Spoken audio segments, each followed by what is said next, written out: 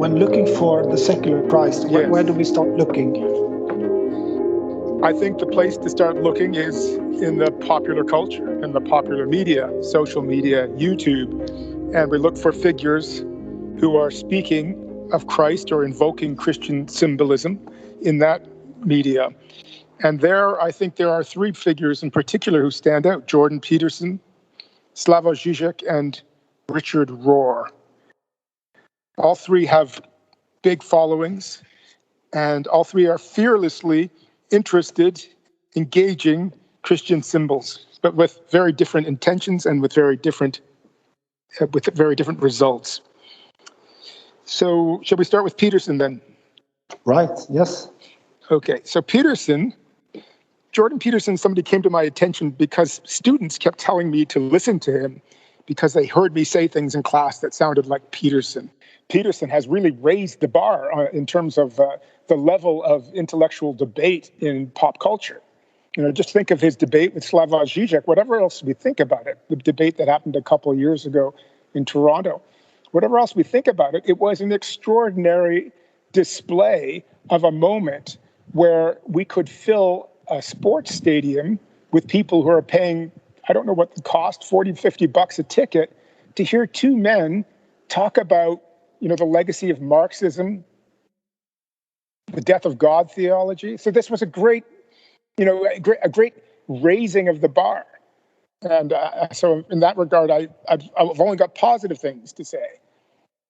Also, Peterson on instinctive religiosity, which is, I think, where he really got his start. He wrote a book called Maps of Meaning, I think. Essentially picking up a theme that's very old and not all that radical, that, the human being is naturally religious. And our natural religiosity is expressed in recurring symbols, in archetypes, if you like. So Peterson brought the tools of clinical psychology to that thesis and made a contribution. And all that is fine and good. I myself believe that there is a religious instinct in the human being, that religion is inextirpable from human nature. Basically, I think Peterson believes, with Carl Jung and others, that the Christ is another archetypal expression of instinctive religiosity. The Christ is the archetype of the West, and I think that's why he's interested in the Christ. Peterson's interested in all things Western culture. He's a defender of the colonial legacy of the West in a certain way, against all of its critics. And at the center of Western culture, he's correct, is the symbolism of the Christ. But his defense of this Christ is to explore it as an archetype. And I think this is fundamentally mistaken. Not because we are not allowed to think that way. We can think whatever we like. We don't all have to be Christians. But because to think of the Christ as an archetype is not to think of the Christ at all. It's a semantic error.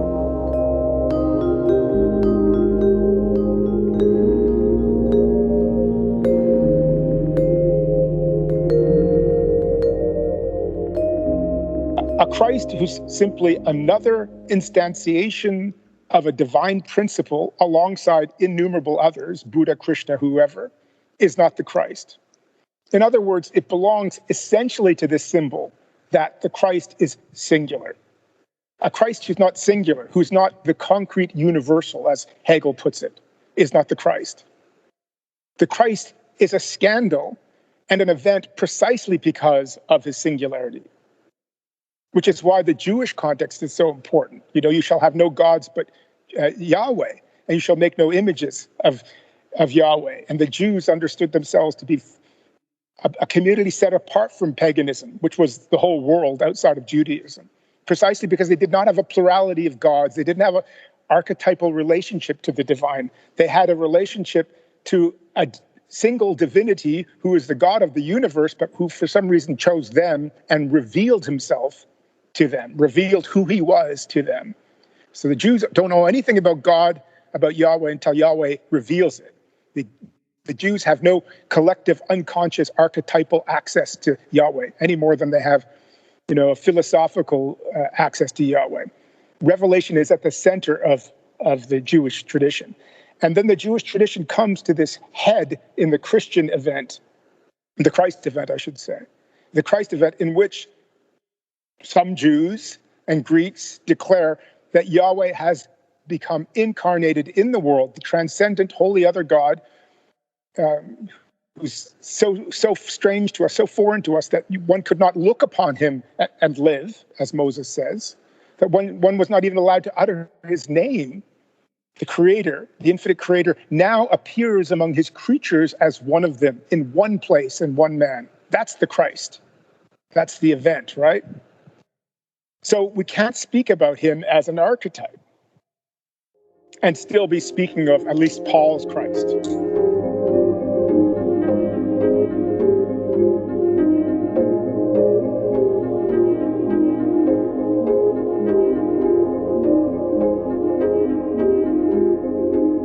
And staying a little bit with Peterson and Peterson as a guide for Christianity, or where he goes astray. I mean, could you speak a bit more? Because, I mean, he spent a lot of time with this. He did this whole Bible study on YouTube, where he goes through the Bible from the beginning, I believe, and sort of looks at the Bible in a sort of symbolical way. Oh yes, and I've watched some of them, and they're very good. And of course, the Bible is full of archetypes. And the Bible is not a single book. It's not a monolithic single text. It's a collection of texts, historical texts.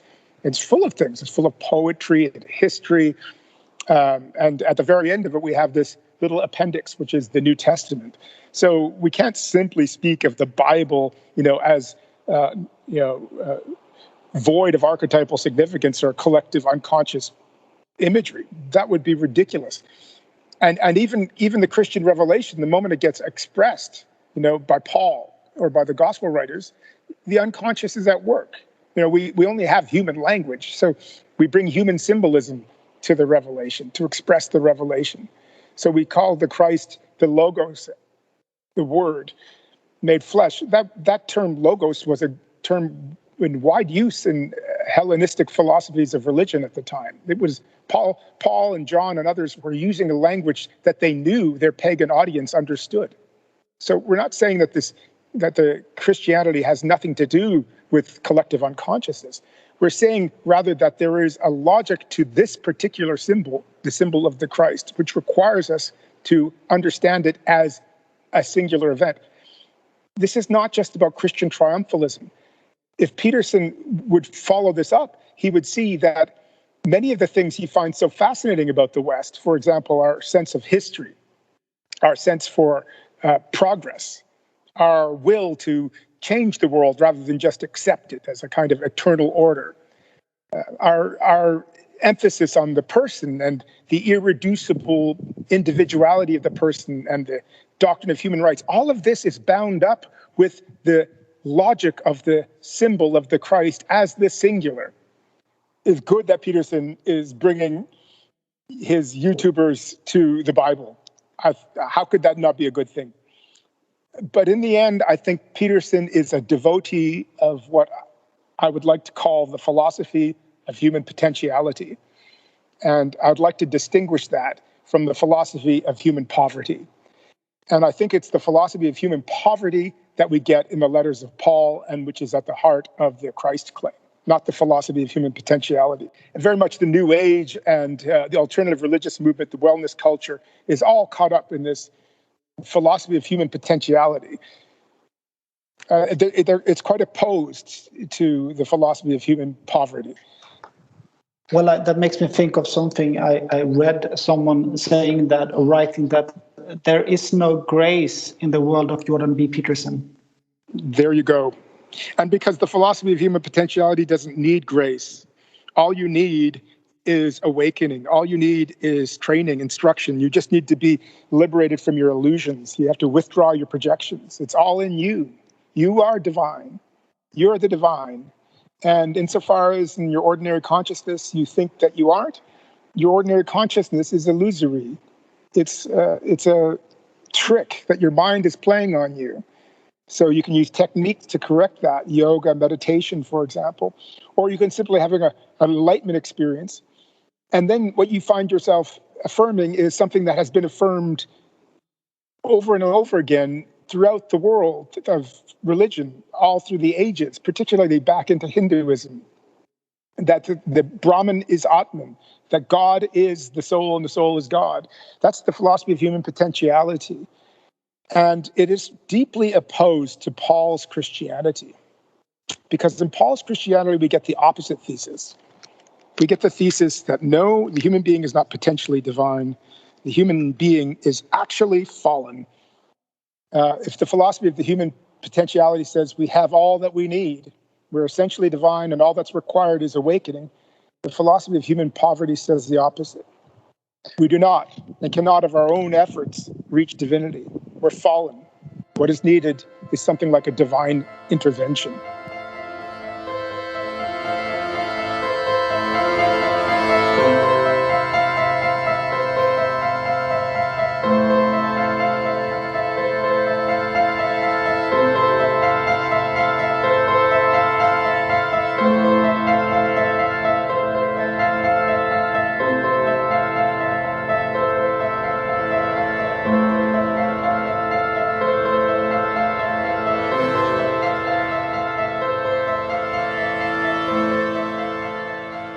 But basically, there are two predominant religious philosophies in human history, and they're the opposite of one another.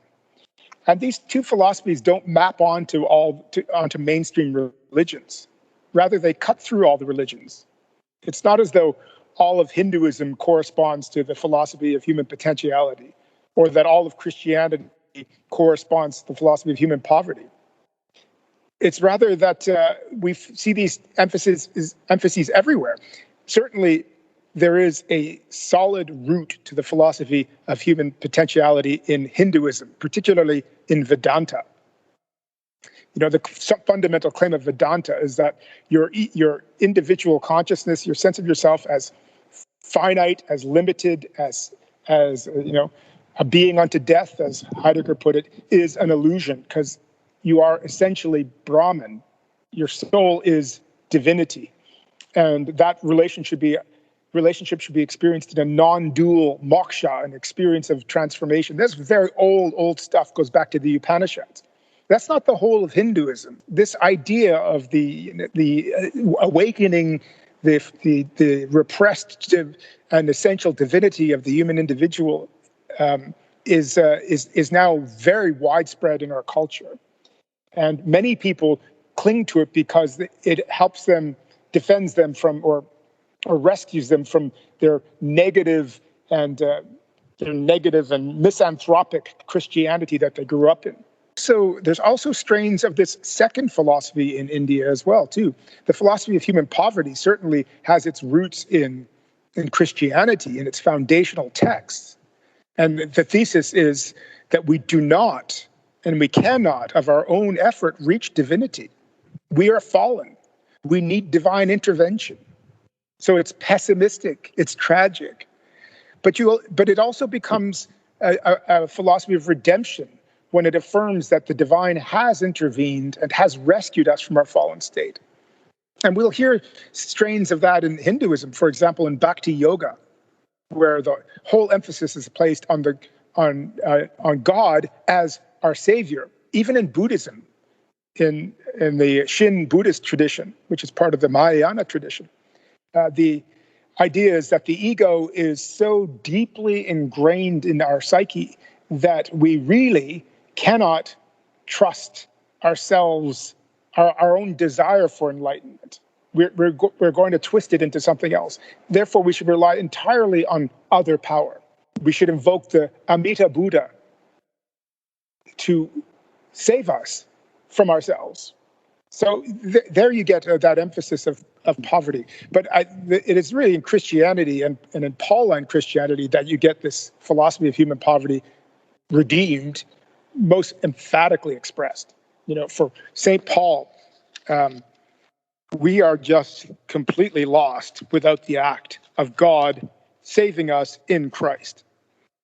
There was no hope for us without Christ. We were entirely doomed without him. And what we receive in Christ is pure gift. And so Paul's constantly chiding with his disciples not to get puffed up with grace, with their possession of the doctrine of salvation. He'll say to them, what do you have that was not given to you? What makes you so important? And Paul himself never speaks like a Hindu sage who has realized through effort and technique the insight. It's rather something befell him. He was on the road heading the opposite direction when Christ besieged him. So this emphasis on intervention, direct divine intervention into a human situation that is totally going the wrong direction, those are the oldest writings in the New Testament.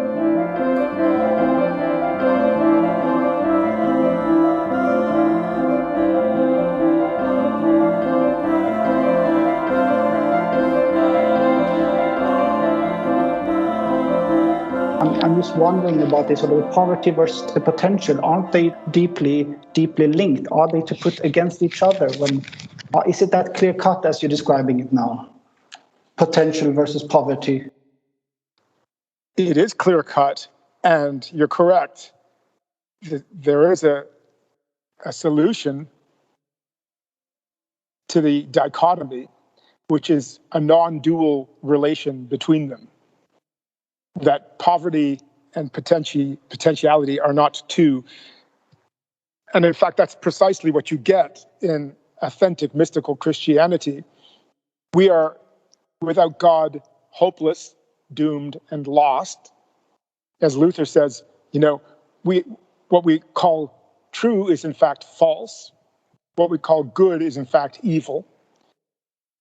Luther doesn't believe in the instinctive religiosity of the human being, or if he was to say that there was something instinctively religious in the human being, it would be instinctively idolatrous, that what we call God is not God, or God appears to us in the opposite form as the crucified carpenter on the Roman cross. But with this intervention, it's not something that remains external to us, of course. It's a mystical intervention. And this is also central to St. Paul. And this is where Richard Rohr picks up on the cosmic Christ out of Ephesians and Colossians, that the Christ event has altered human nature. And so the being that was once fallen and addicted to falsehood is now a redeemed being. Christ is now an immanent principle in human nature. Nevertheless, the Christ is not a human potential. The Christ is a gift. Even if it's now an inalienable part of who we are. And Paul's clear that it's not simply those who hear the gospel who have been changed, it's everyone. Whether you've heard, whether you grew up hearing the letters of Paul or whether you grew up reciting mantras in a Tibetan monastery, you are altered. You are now part of the Christ. So in their origins, these two philosophies are opposed to each other, and in the experience of redemption, they are non-identical and non-different. They're non-dually one. And I think this is why we see the two converge also in Mahayana Buddhism, for example. I think in authentic Zen Satori experiences, you'll see expressions of this. But we'll still also see people who one-sidedly cling to one side or the other, right? We'll see, particularly in the New Age, a kind of one-side emphasis on human potentiality. It's all good, There's nothing evil. It's just a way of thinking about it. That kind of talk, right? It's all projection. And just as you also see, particularly in the Christian world, but I think also perhaps in the Jewish and Muslim world, an inordinately negative attitude to human culture and to human being, as though this hasn't been fundamentally changed.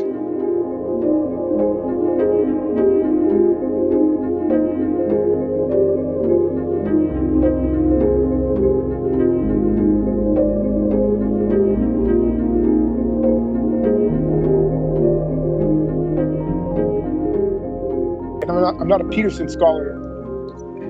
I just wanted to touch on this thesis that Christ is an archetype this thesis as being fundamentally an un-Christian claim. And this, of course, is at the heart of Carl Jung as well, that Jung is actually not speaking in a Christian register when he affirms the Christ as an expression of archetypal unconsciousness, the collective unconscious in which nothing new can happen, this perennial stratum of knowledge and insight and wisdom expressed in religious symbolism, which sends us an image every aeon and has sent the West the Christ image. That is not Christian grammar. He's allowed to say it, of course, but we should not confuse it with the gospel. What it is an expression of this philosophy of human potentiality, and that's why it's so popular in the contemporary culture.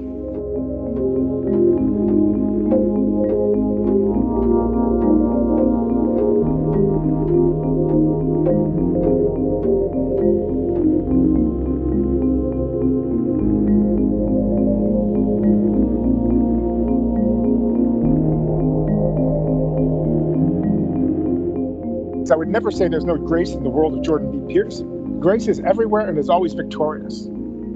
Grace is everywhere and it's always victorious. So it's in Jordan B Peterson. It is no doubt what pulled him out of his depression. So we have to distinguish between what's actually happening. And now I speak, of course, as a Christian theologian, but that's how I'm always going to speak on this. What's actually happening and what is being represented in the language with which certain people speak about the religious, the psychological, and so on. Right? They're two different things. Well, I think that when the statement "there is no grace in the world" of Jordan B Peterson, it wouldn't be about him personally, but in the world that he describes as he speaks of and I mean he has helped obviously many people to find back to some potential or a sense of uniqueness or sense of you can take care of your life or you have a choice and such. He has done, I think, a tremendous work for many people there. But just the point of grace or the point of bowing to something outside of the individual's potential seems to be seems not to be spoken of in the same manner.